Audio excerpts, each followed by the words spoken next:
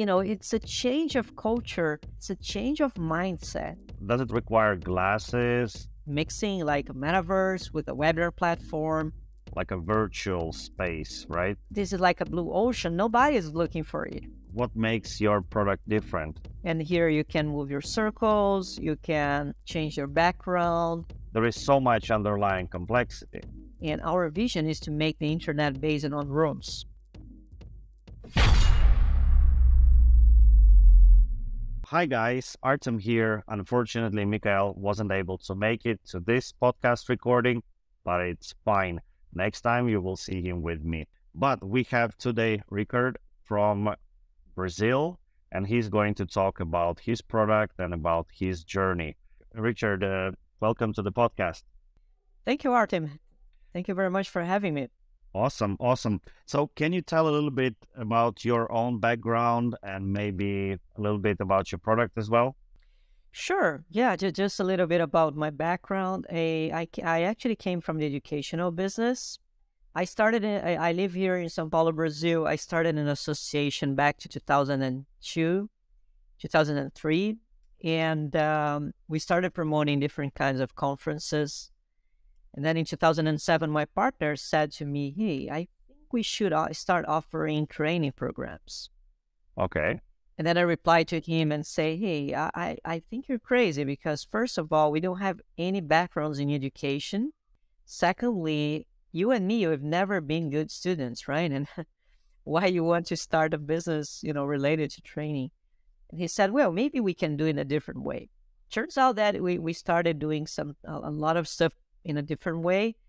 One of the things that we do we created like a business school, and one of the things that we do actually is we pay our professors according to the student satisfaction, which is okay, pretty that's different. Interesting.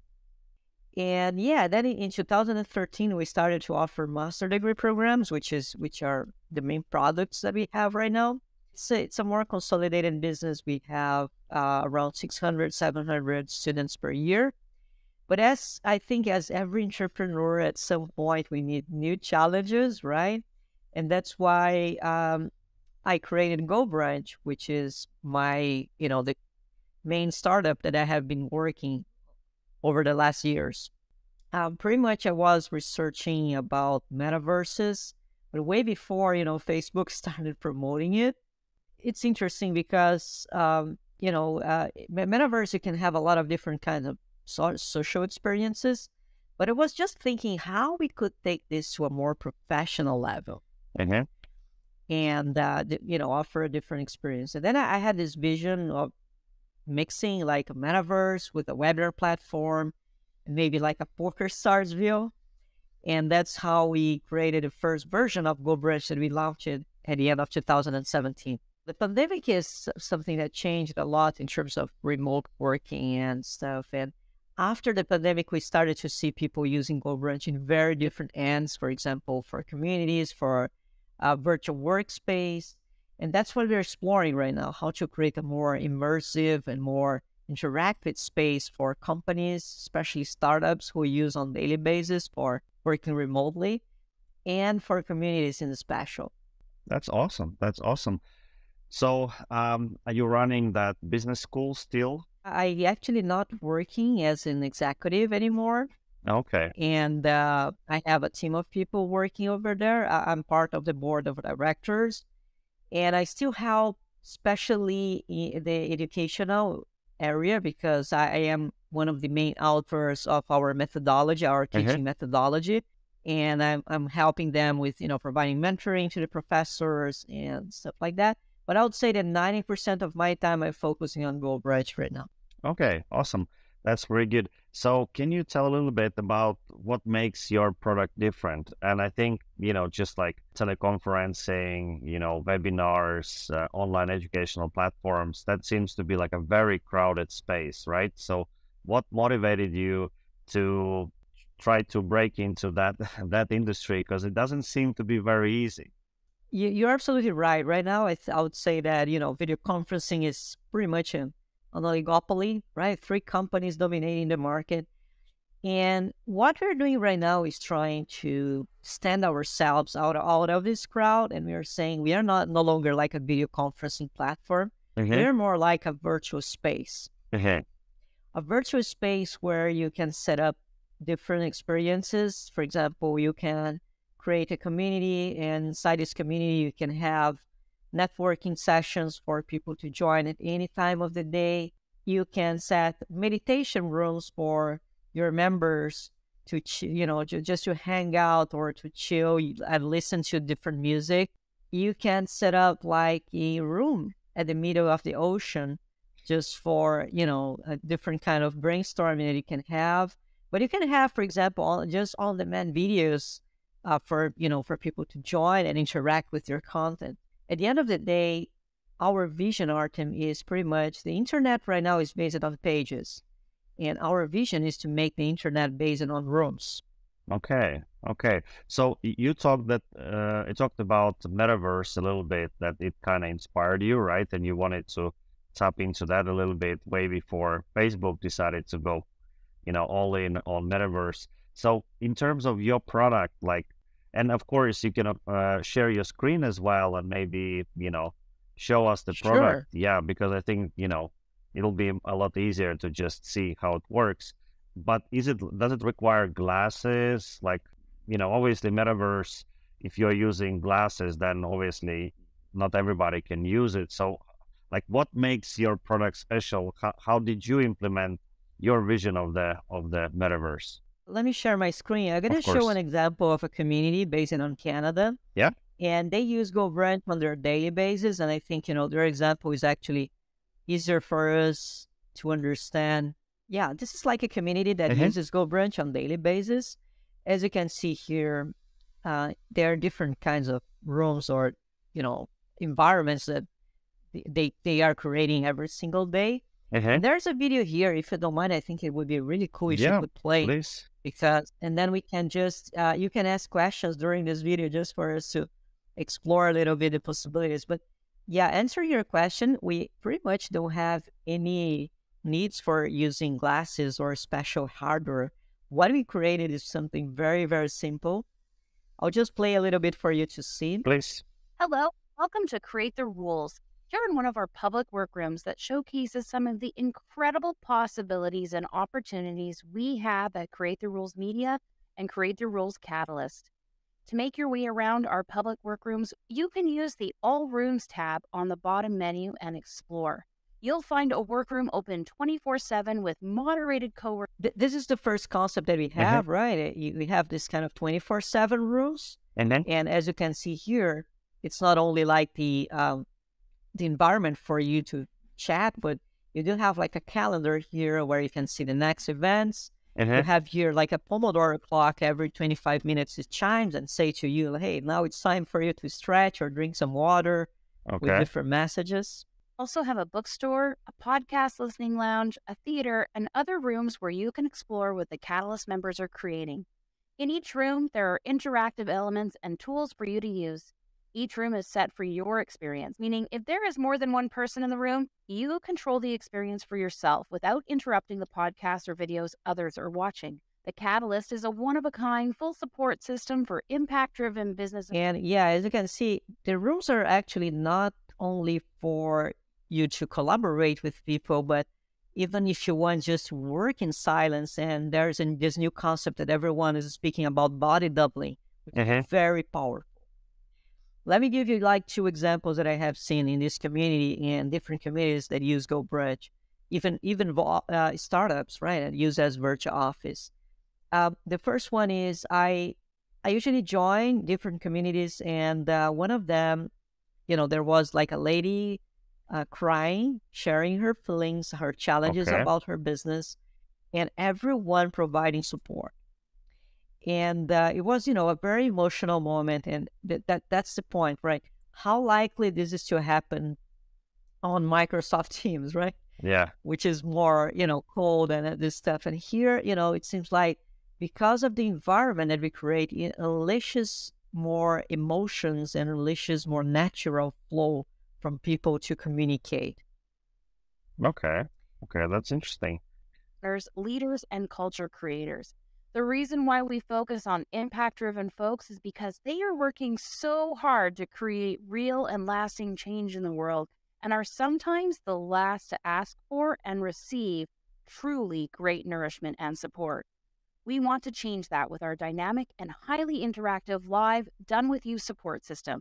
What makes the Catalyst truly different is our signature online real-time community that you can use 24/7 with scheduled moderated co-working days where you get access to real experts in the room throughout the day, ready to And help. yeah, as she mentioned here, is like, this 24/7, right? And then people can join at any time. And again, it's a different way for you to interact with people.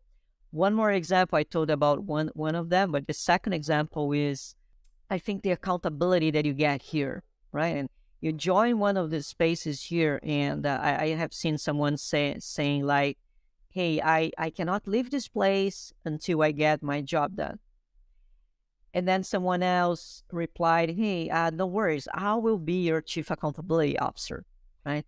And this kind of body doubling, it becomes very powerful for you to focus, right? And many people say, yeah, this is very useful if you have ADHD. But even if you don't have, I have seen a lot of benefits for, many times you don't feel motivated to finish something, but if you work in this kind of environment, and I have seen even offices working this way, it just captures, let's say, the nature of the physical place, right? And you feel a little bit more, less isolated and with more energy. And yeah, just for, I'll just jump here to a specific parts that I think it's interesting. For example, this is a meditation room. It was created inside a community, right? And here, as you can see, there's like this playlist of binaural sounds. And then you can join here to work in silence or just to chill with more people and listen to these sounds. And that's, the kind of metaverse that we believe, like it's way more simple.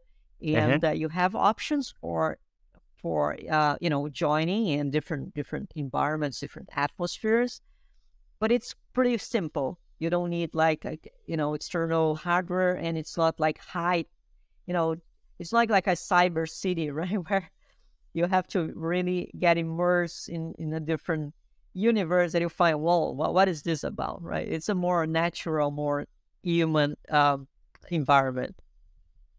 Okay. Was there anything else you wanted to show in this video, or can we jump into questions? I think I think this already gives you a good perspective of the possibilities. Yeah, I think it was a really good overview. Thank you. So are you able to create rooms yourself, and are you able to kind of, I guess you kind of drag and drop different components, right? And you construct your room by just basically from the component list, you choose what you need, maybe change background image, that kind of stuff, and you're pretty much ready to go. Exactly. You're absolutely right. Pretty much what you can do here is, let me see, I am here if I can. Okay, yeah, I'm just switching back here.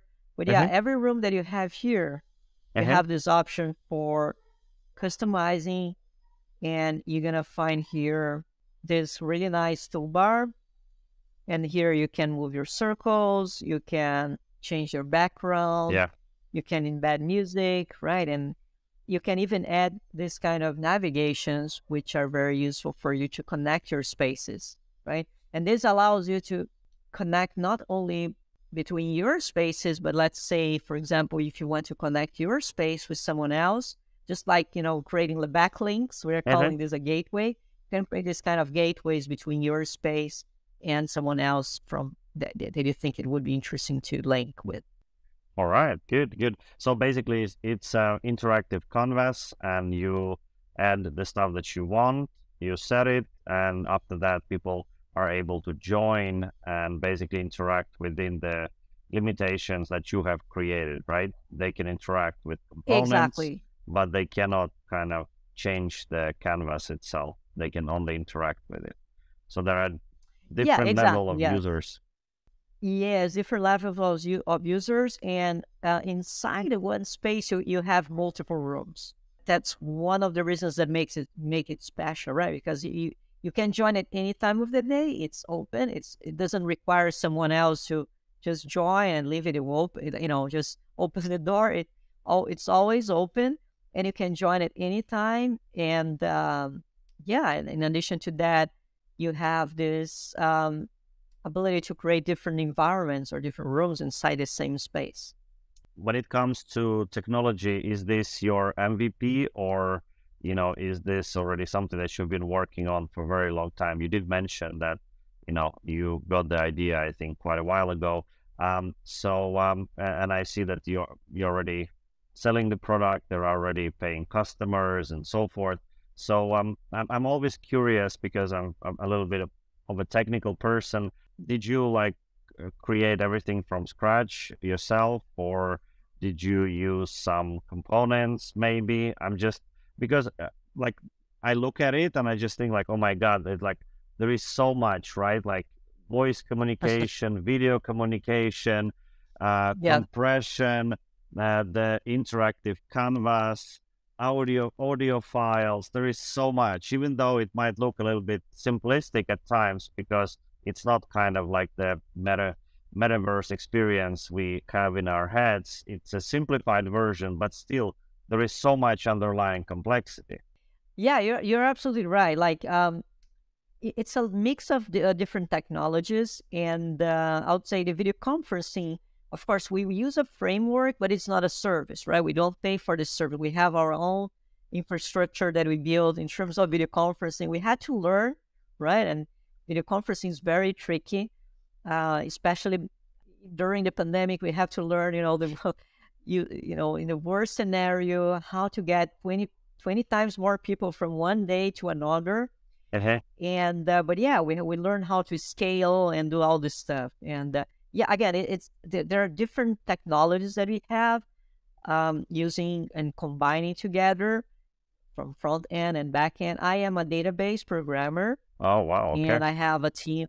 I do especially the database part of it. Usually I tried here and there with CSS as well. And then I have a team from engineers working on the front end and back end. Yeah, it's quite challenging. Yeah, but you're absolutely right. It's a mix of technologies. I would say that the only one that I think we use like a third party provider is the on-demand videos, right? Okay. Because you can upload MP4 here and for people to play and watch your lessons in full screen, for example. This one we use a third party provider. But I would say in addition to that, probably everything else we build from ourselves. Yeah. Yeah. Okay. So how big is your team, if you don't mind me asking? We are in 6. Pretty much, 2 people here. I live here in Brazil. I have 2 developers here in Brazil. One of them is always traveling, actually.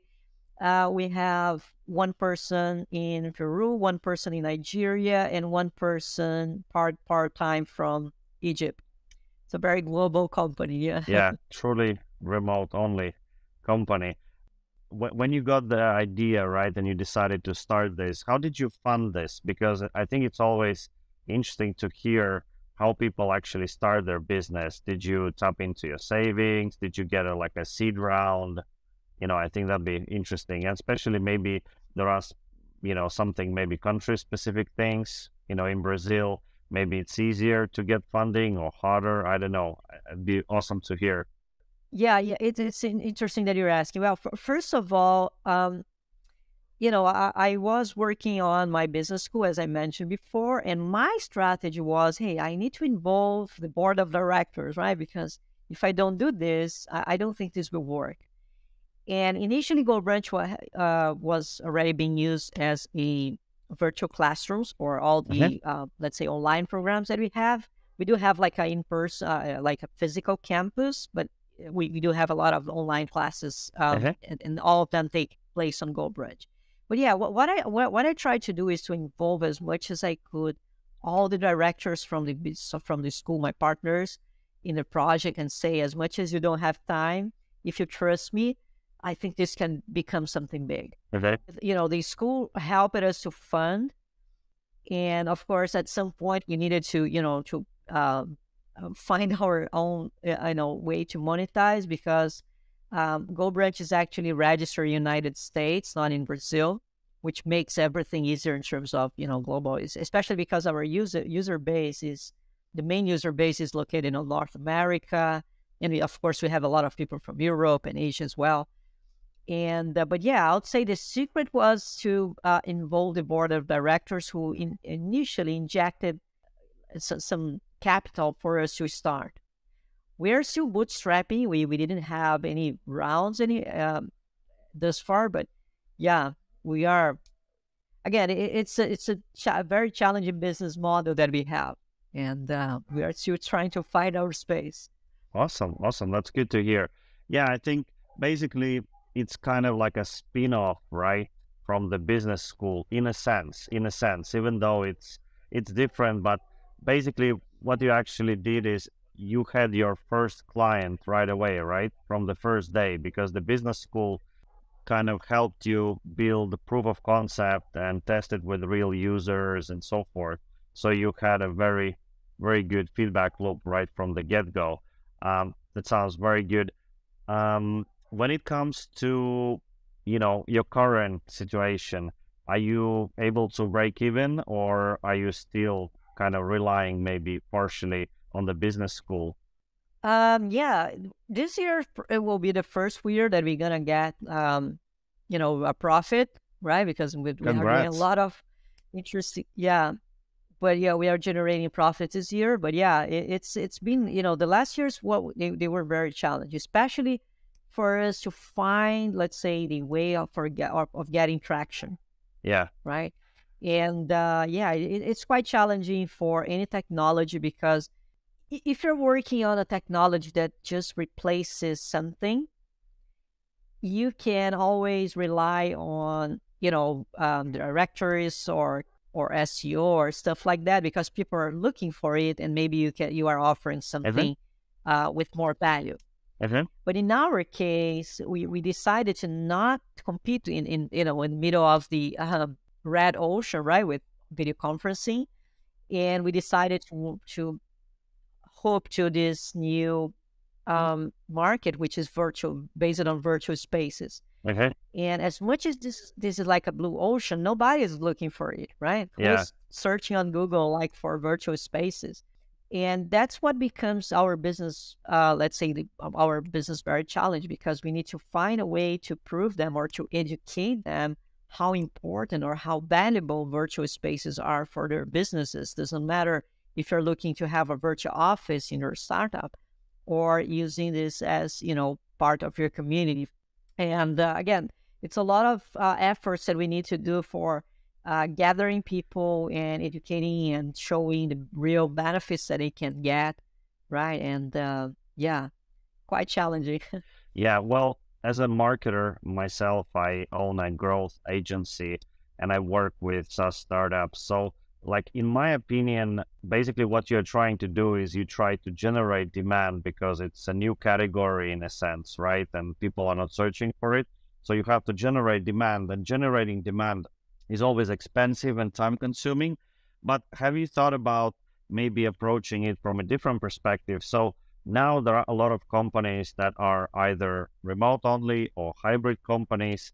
And I'm willing to bet that there are companies and people who are searching how to improve well-being of like remote only, teams, or how to communicate more efficiently in remote only environment, how to conduct, productive meetings, how to do basically people, I'm sure, like searching for ways to be more effective and be happier in this new environment that, was, created pretty much during the COVID pandemic.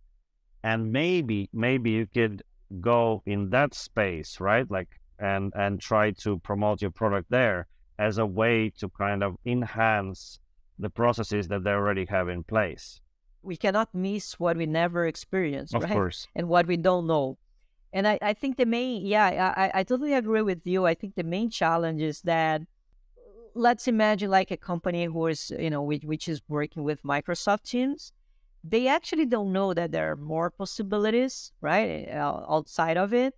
And yeah, well, what they have is what they have, and what they, if they need more engagement, they create like an event here, an event there. And what I found out is that as much as many people, many companies are looking for that, many companies are actually very comfortable with what they already have.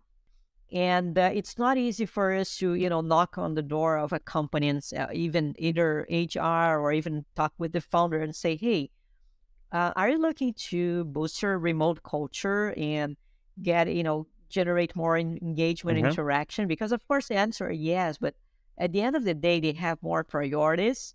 And if they already have a system in place, such as Slack or Microsoft Teams, they cannot see, beyond, right? It's very difficult for them to see beyond. And takes a little bit of while, take a while for them to realize the possibilities they can do. And they start saying, hey, after a while that we start talking and demonstrating, they can say, hey, but think about it. Your virtual office, like it's a permanent. You can use it any time of your day. People can just drop by at any time of the day. And you can see like a co-working space. Everyone can be there. They don't need to send messages. They just need to share the screen and start talking. And, it's a change of culture that not all the companies are willing to do, right? They're already used to exchanging messages here and there. And some of them are working hybrid. And they say, hey, I can meet in person like one or twice a week, right? And that's why it's kind of challenging for us to demonstrate this value for them. As much as they are looking to boost their culture, it's not something that they are constantly looking for.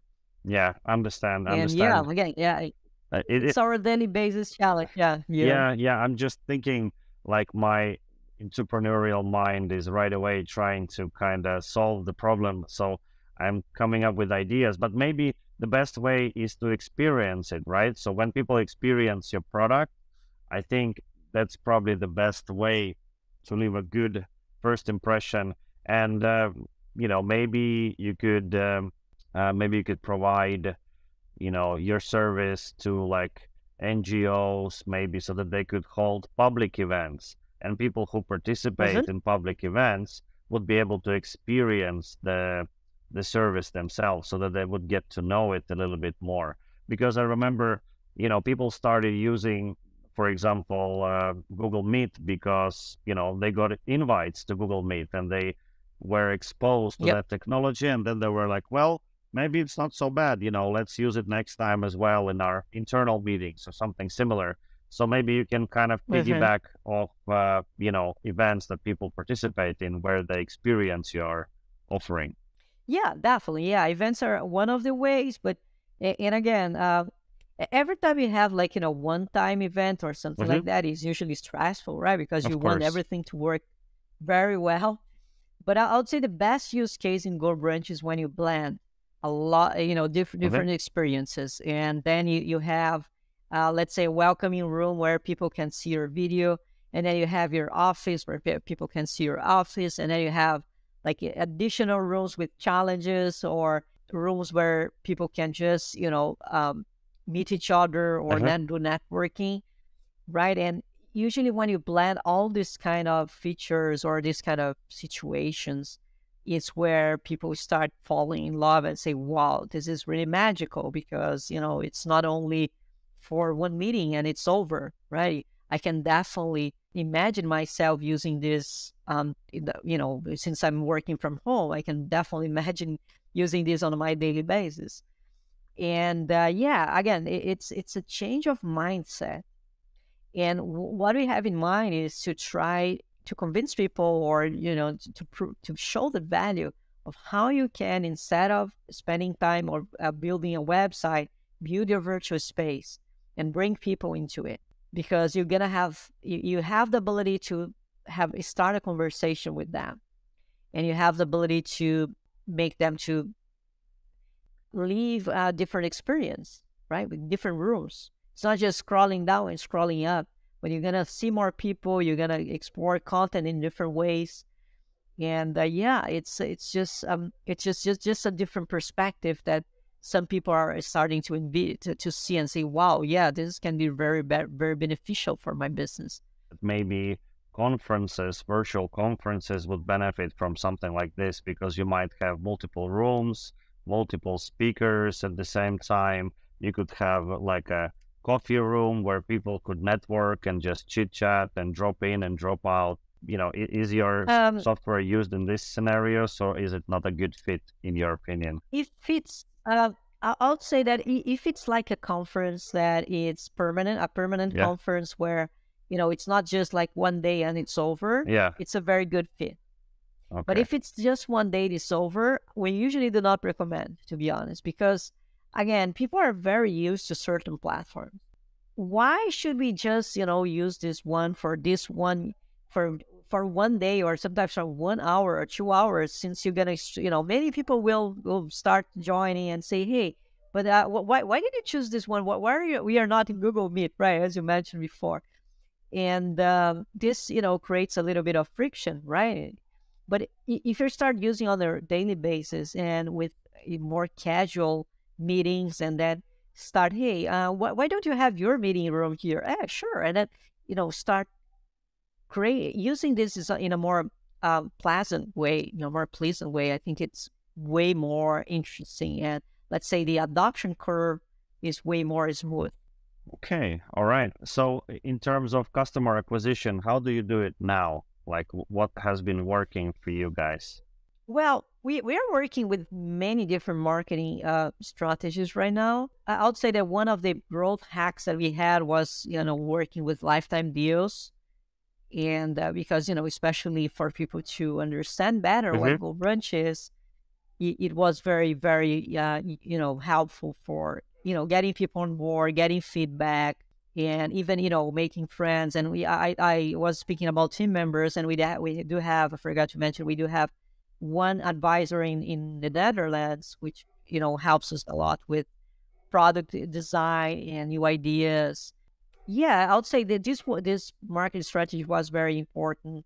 In addition to that, we do have a lot of people that, are looking in directories, and we try to work a lot with SEO. We try to work a lot with LinkedIn, right, to reach out people and that might be interested, or even network with people that we already know. I would say it's always a combination of different medium, and there's no right or wrong. Different in my business school, Artem. Like I would say the main minutia that we had was like email marketing. We started from zero, and we built like a very good mailing list from, we didn't buy from anywhere. It worked really well. However, here in GoBrunch, I found that, especially because we didn't start on 2003, right? We really need to mix different media, different channels. And I still believe in, people who know me always say, hey, you're looking for like an El Dorado, right? Something like magical, a magic channel that will boost. I really believe that in our business, for example, influencer marketing is a very important channel.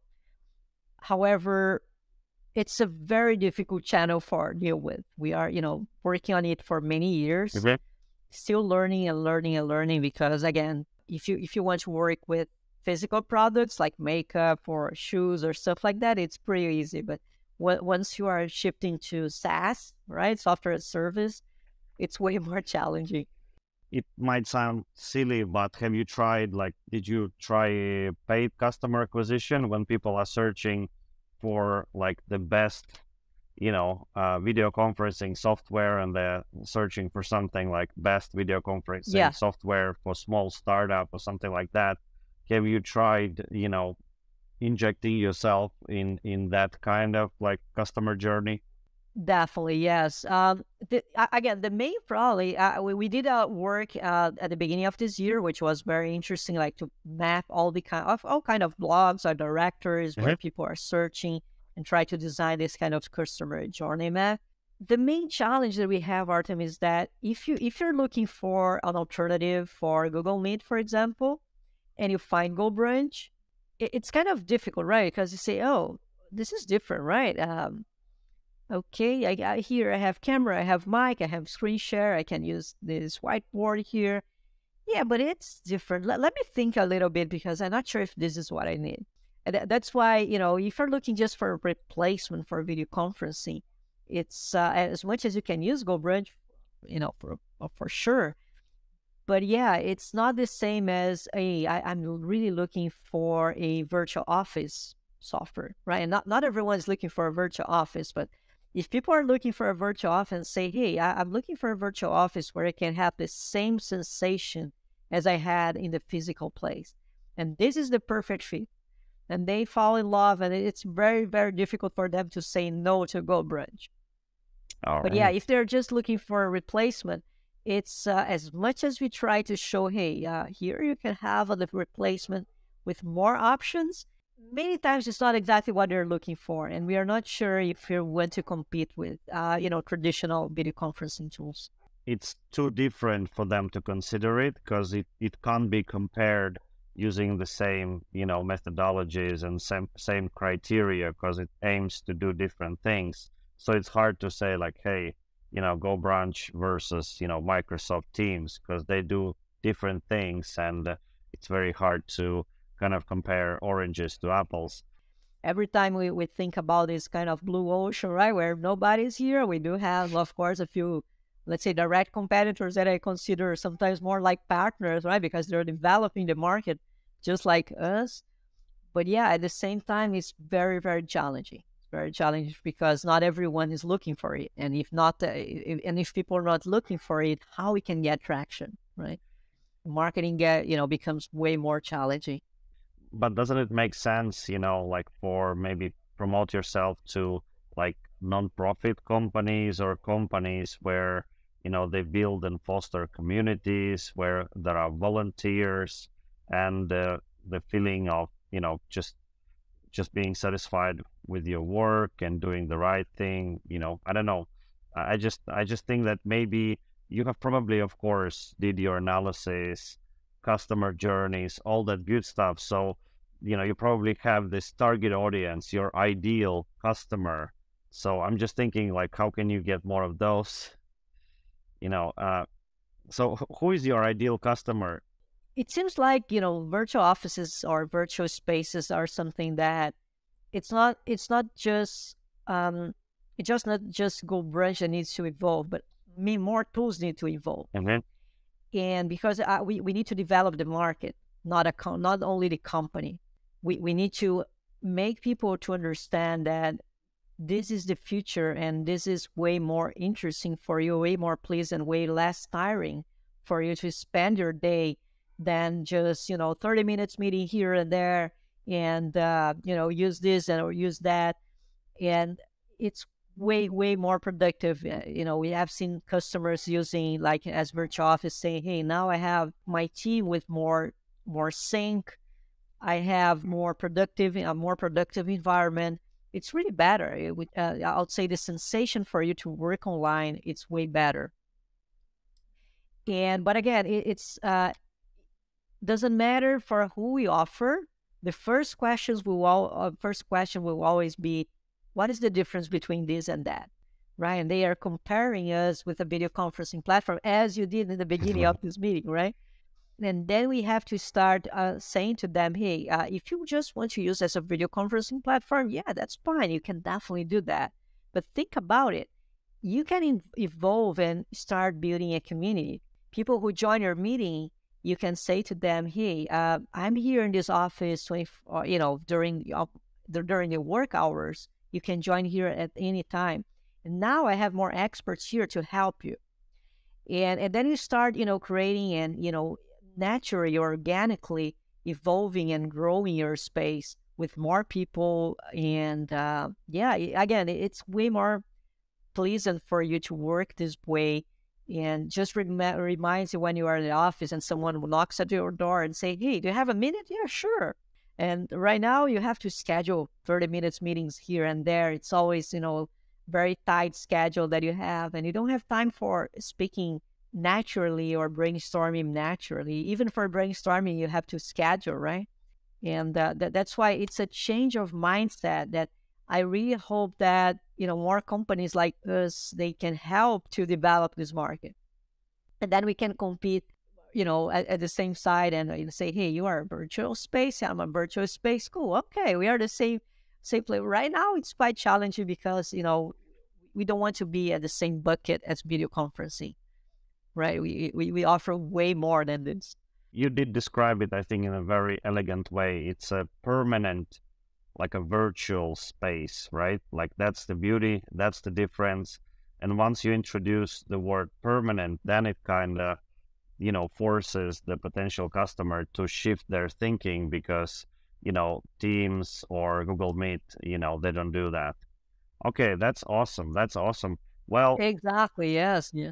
Well, this has been really, really good. Thank you, Richard, for just telling your story and showing your product. It was really, really interesting. Before we go, what it's like being an entrepreneur in Brazil?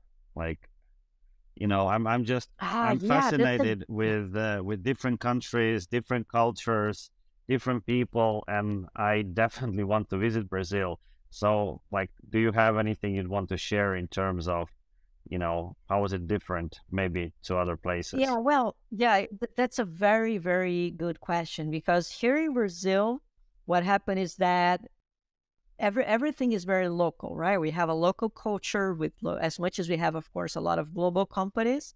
But yeah, people in general speak Portuguese, right? And just a very, very small fraction of the population speaks English or any different language. And I remember that I was having dinner with my friends from my business school, and one of them, he was just coming back from Israel from one of these kind of missions, right, for visiting different companies, and he said, "Hey, it seems like Israel is always focusing or targeting global companies, and here in Brazil we are targeting only the local market. And I think for GoBrunch we should target global companies." And, we should position ourselves globally. I would say that this is pretty rare here in Brazil. Like the companies are built just to, and of course we have a very big population, right? Probably, I don't know, 300,000 million people, right? It's a big population. I would say that the biggest challenge here in establishing a business in Brazil is that you have to really understand the culture and work towards the particularities that we have here. And even, it's a very big country. I live in São Paulo, but if you want to target, for example, a different state, you really need to understand, the preferences or what they like, right? Because there are many differences among these states. But yeah, it's a very competitive market, right? And as every market in the world, I'll say, especially here in São Paulo, right, where I think 60%, it's it's crazy. Like, I think more than 60% of the GDP are concentrated here. And, it's very different from, for example, United States, where we have a more uniform distribution among the states, or at least not as 60% in one single state. And then, a lot of companies, a lot of competitiveness here. And I would say that it's a really nice country, especially because of the weather. Many places to visit, right? But yeah, very competitive. It's getting more and more competitive. For you to start a business here right now, it's like, it's just like everywhere in the world. You really need a very solid business plan and very good, let's say, strategy, right? With marketing and everything. It's just, it's really, really, really difficult right now. Yeah, so I guess because you are aiming at global markets, that's why you started, like you incorporated your enterprise in US, right? So it will be easier to go global from day one. By following this strategy, we actually lose some customers here in Brazil. Yeah, because again, we are producing content in English, and we don't have resources. We still don't have resources for translating in all languages, and working SEO in different languages. I would love to do that in Portuguese, Spanish, French, and different languages all over the world. But yeah, we are focused on English, and focusing on English is one more challenge, right? Because English I'm not talking about United States or North America. I'm talking about English, right? If you're competing in English right now, you're competing with India, you're competing with Everybody. Indonesia, many countries that are, producing content or doing stuff in English. Yeah, for sure. All right. Yeah. Well, Richard, thank you so much for your time. It's been a pleasure. I really appreciate you coming on the podcast and telling us about your journey, sharing some insights. It's awesome. And I hope you will be even more successful. I hope you will accelerate your growth. But most importantly, I hope you will find that market fit so that you can start growing, customer acquisition. Thank you very much. Yeah, really appreciate it. Yeah, I guess the customer acquisition is the only the puzzle missing, right? Just to make that part of the business work, and then I think it'll be easier. Thank you so much, Richard. It's been a pleasure. Thank you. Take care. You're welcome, Arden. Thank you for having me. Thank you. Thank you. Bye. Cheers.